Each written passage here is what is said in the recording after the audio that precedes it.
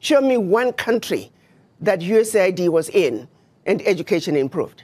Show me what country where USAID was in and healthcare improved. The social services they're bringing, it's peanuts. The American taxpayer needs to know the billions of dollars that are being given to USAID, a fraction is making it to the people. Let's look at what HIV/AIDS was used to do.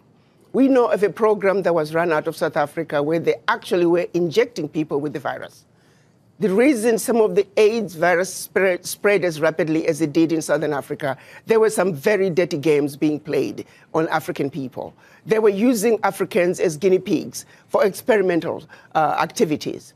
Even when you look at every aspect, they're using us as guinea pigs. Yes, there is some good, a percentage of some good, but not all of it is done with good intentions. You look at agriculture, they're destroying African agriculture by introducing those GMOs. You plant your seed in one season, your soil is finished.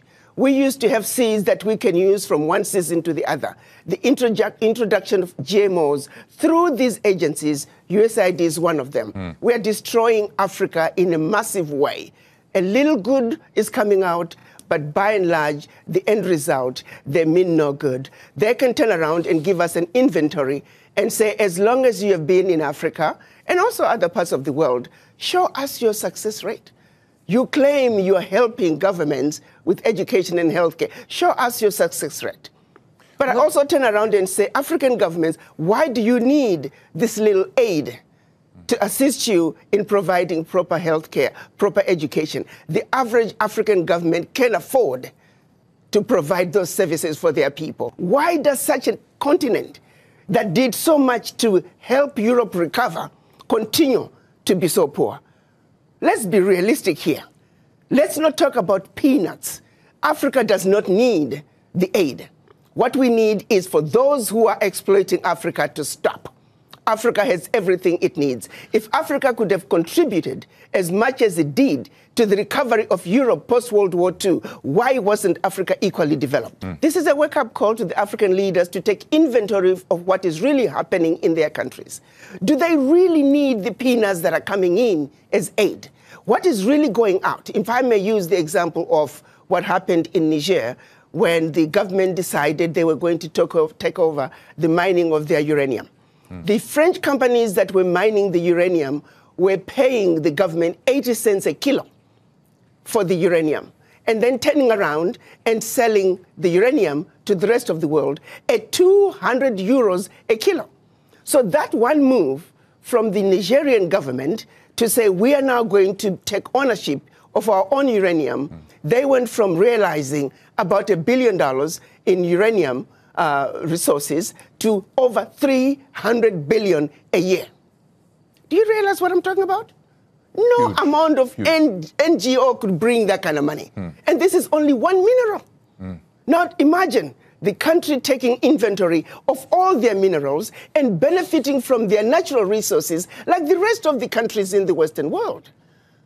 That is what African leaders need to look at. Do you see that in the horizon of African leaders right now? They're do you see them? Who do you see as the standout winners of that kind of change? And who do you think is still chasing AID contracts? Let me tell you, we need to look at what's happening in Burkina Faso, Niger, and Mali. President Traoré is standing up. He is saying the natural resources in Burkina Faso, they belong to the people of Burkina Faso.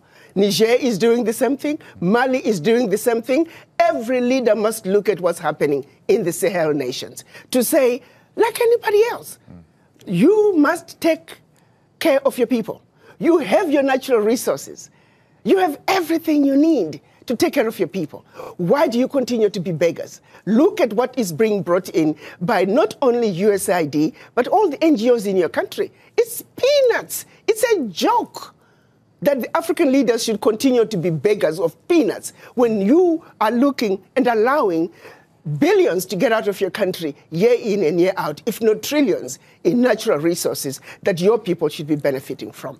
It is a wake-up call for African leaders to wake up and say, President Trump is saying, US first, America first. You too must say, your country first.